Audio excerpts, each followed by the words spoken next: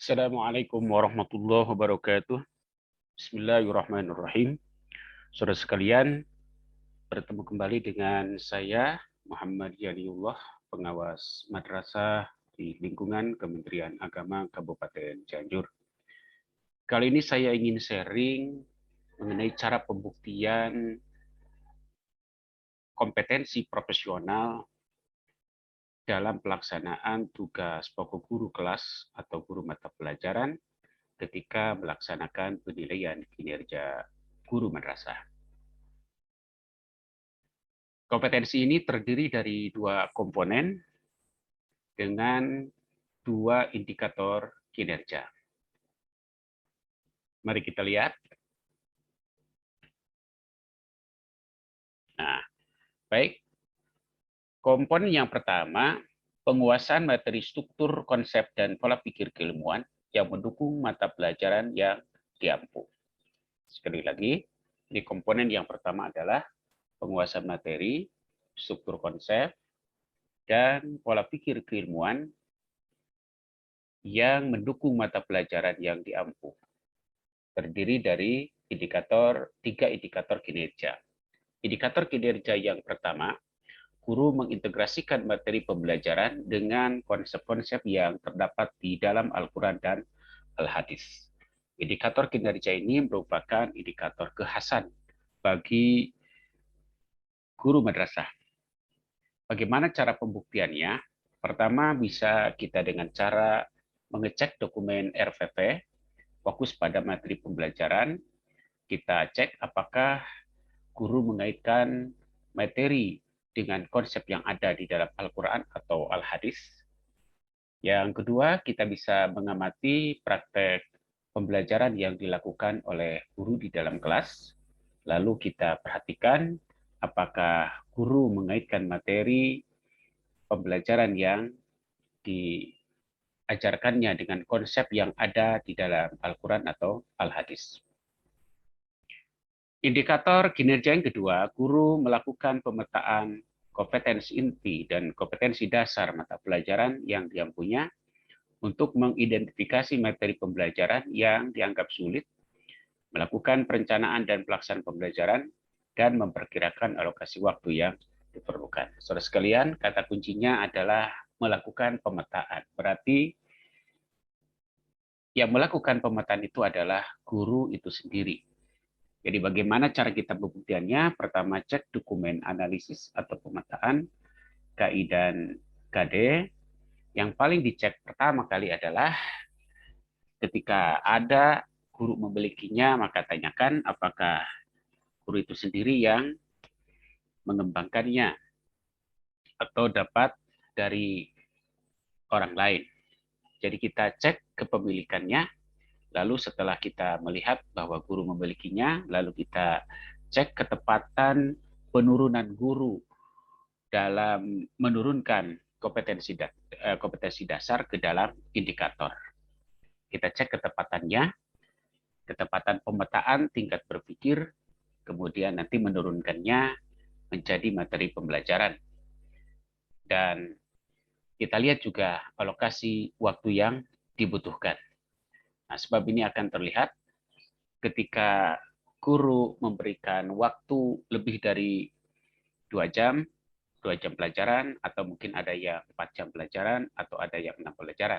Nah, kita tanyakan, kenapa misalnya pada materi yang ini butuh waktu 2 jam, materi yang lain butuh 4 atau 6 jam. Yang kedua, cek dokumen RPP. Kita perhatikan pada kolom materi, kita perhatikan urutan logisnya, kedalaman, keluasan, kedetailannya, serta kesesuaiannya dengan karakteristik, kompetensi dasar, dan tingkat kemampuan peserta didik.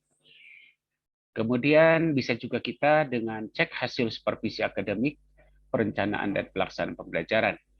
Kita perhatikan mengenai catatan tentang materi. Kita perhatikan di materi itu. Nah, kalaupun kita melihat urutan logis, kedalaman, keluasan, kedetailan, serta kesesuaiannya dengan karakteristik, kompetensi dasar, dan tingkat kemampuan peserta didik, berarti guru itu mampu melakukan pemetaan kompetensi inti dan kompetensi dasar mata pelajaran yang dia punya. Dan guru juga mampu mengidentifikasi materi-materi yang sulit sehingga dia melakukan pemetaan serta menghitung jam secara tepat. Indikator kinerja yang ketiga, guru menyusun materi, perencanaan, dan pelaksanaan pembelajaran berisi informasi yang tepat, mutakhir, dan membantu peserta didik untuk memahami konsep materi pembelajaran.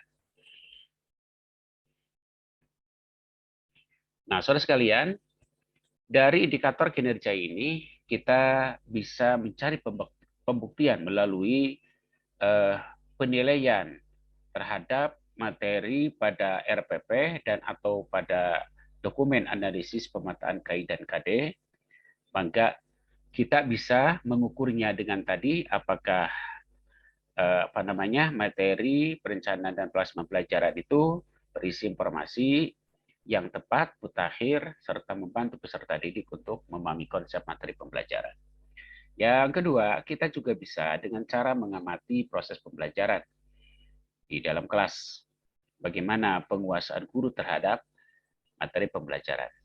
Atau kita juga bisa dengan cara menelaah hasil supervisi akademik pelaksanaan pembelajaran. Catatan-catatan mengenai kemampuan guru dalam menyusun materi, perencanaan, dan pelaksanaan pembelajaran yang merupakan isi informasi yang tepat, mutakhir, serta membantu peserta didik. Kemudian komponen yang kedua, mengembangkan keprofesian melalui tindakan reflektif.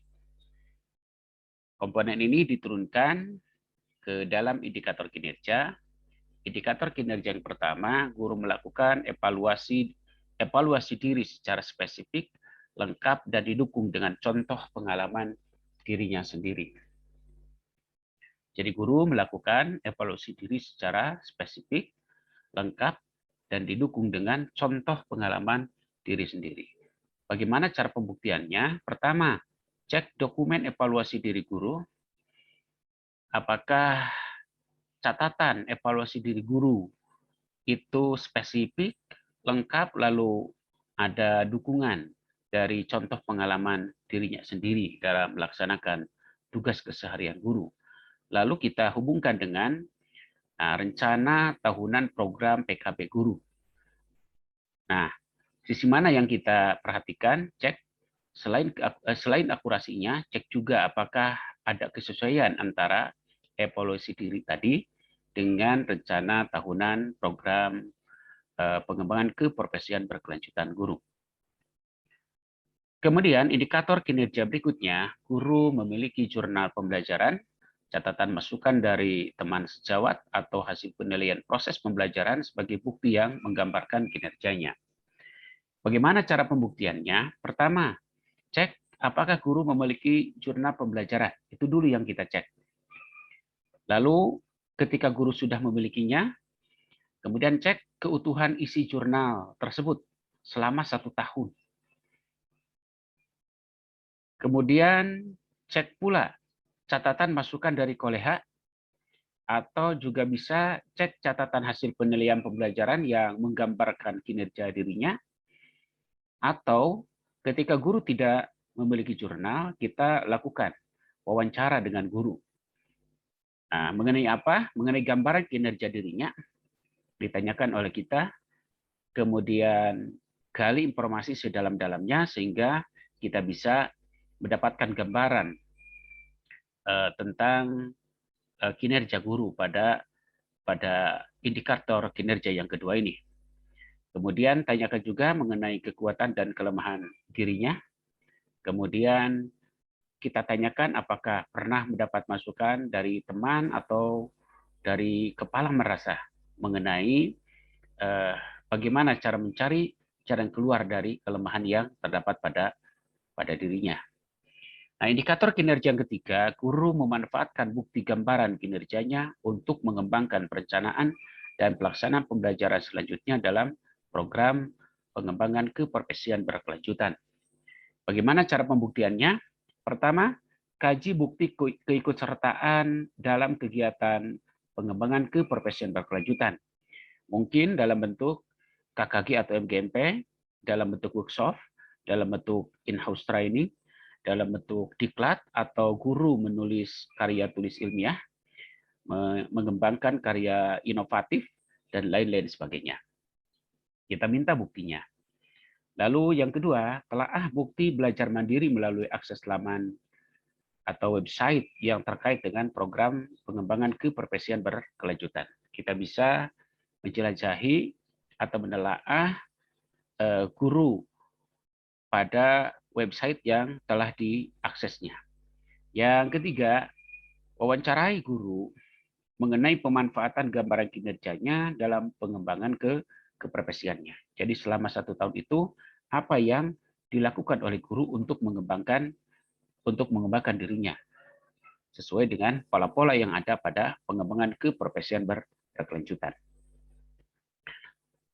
Kemudian indikator kinerja yang keempat, guru dapat mengaplikasikan pengalaman pengembangan keprofesian berkelanjutan dalam perencanaan, pelaksanaan, penilaian, pembelajaran, dan tindak lanjutnya.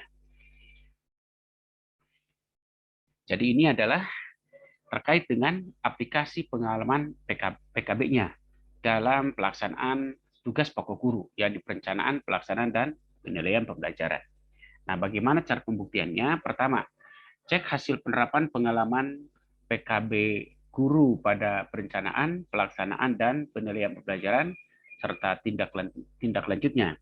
Ya, perhatikan saja, apakah dalam perencanaan misalnya, adakah perbaikan dan ada peningkatan?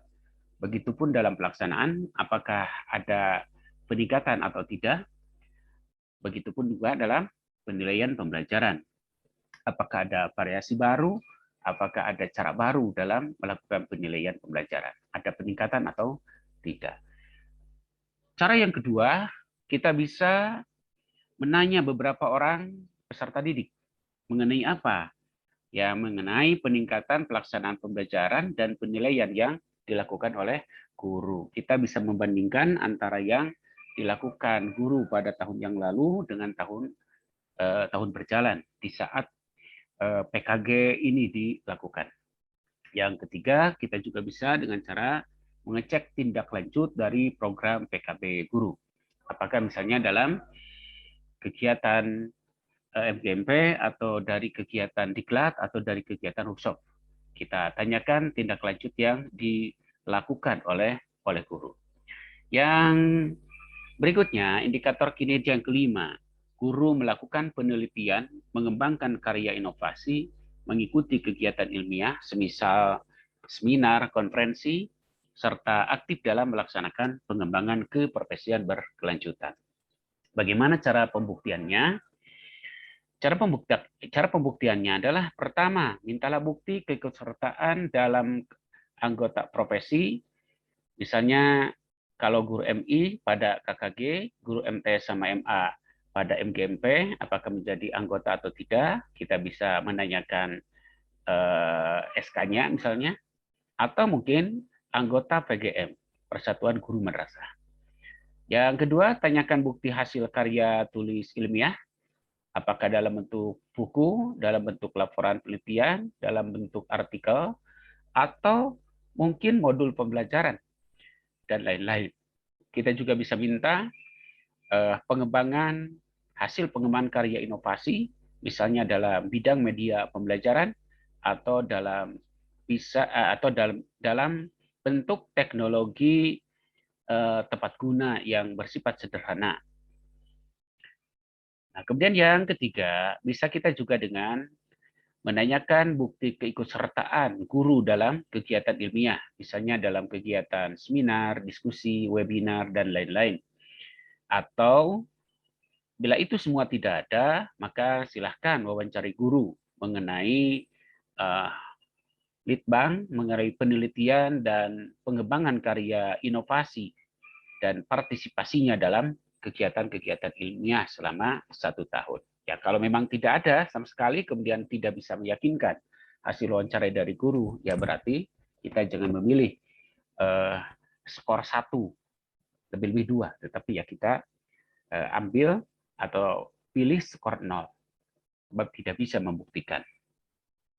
Nah, sementara indikator kinerja yang terakhir, adalah guru dapat memanfaatkan teknologi informasi komunikasi dalam berkomunikasi dan pelaksanaan PKB.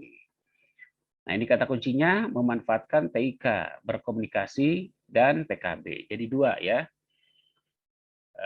Bagaimana teknologi informasi itu dimanfaatkan dalam berkomunikasi, dan bagaimana pula TIK itu dimanfaatkan dalam pelaksanaan pengembangan keprofesian berkelanjutan.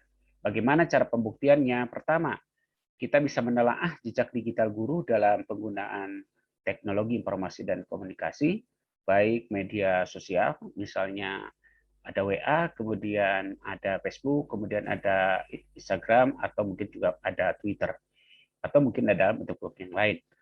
Kemudian juga kita tanya apakah guru memiliki alamat email atau tidak, kemudian apakah guru juga punya Google Drive, misalnya untuk menyimpan data-data, kemudian apakah guru juga pernah mengikuti meeting, sehingga kita tanyakan aplikasi meeting dan lain-lain kepada guru. Kita jejaki jejak digital guru dalam penggunaan teknologi informasi dan komunikasi. Nah, kemudian yang kedua, kita juga bisa melakukan wawancara dengan guru dan peserta didik. Nah, apa yang kita tanyakan? Substansinya, sejauh mana pemanfaatan guru terhadap TIK dalam berkomunikasi dengan peserta didik, dengan guru yang lain, kemudian dengan orang tua, atau dengan pihak-pihak yang lain. Kita telaah jejak digital pada pemanfaatan TIK tersebut dalam komunikasi guru dengan peserta didik, dengan guru, atau dengan siapapun.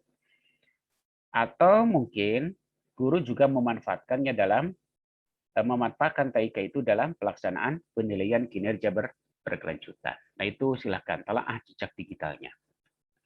Terus sekalian, itulah kompetensi profesional yang di breakdown ke dalam dua komponen, dan dari dua komponen itu di breakdown kembali menjadi 9 indikator kinerja.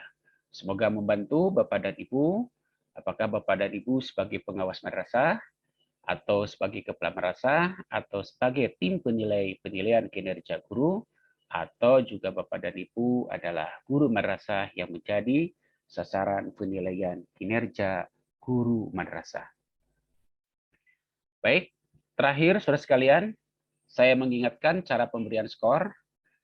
Ya, ketentuannya sebagai berikut. Skor 0 diberikan pada jawaban PV atau tidak pernah, atau tidak ada bukti, atau tidak terpenuhi. Skor 1 diberikan pada jawaban KD, ya kadang-kadang, atau terpenuhi sebagian.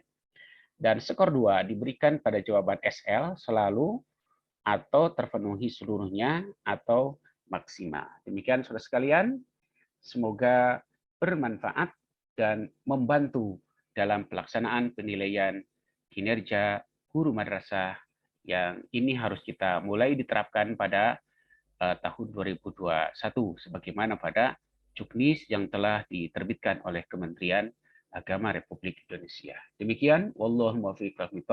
Wassalamualaikum warahmatullahi wabarakatuh.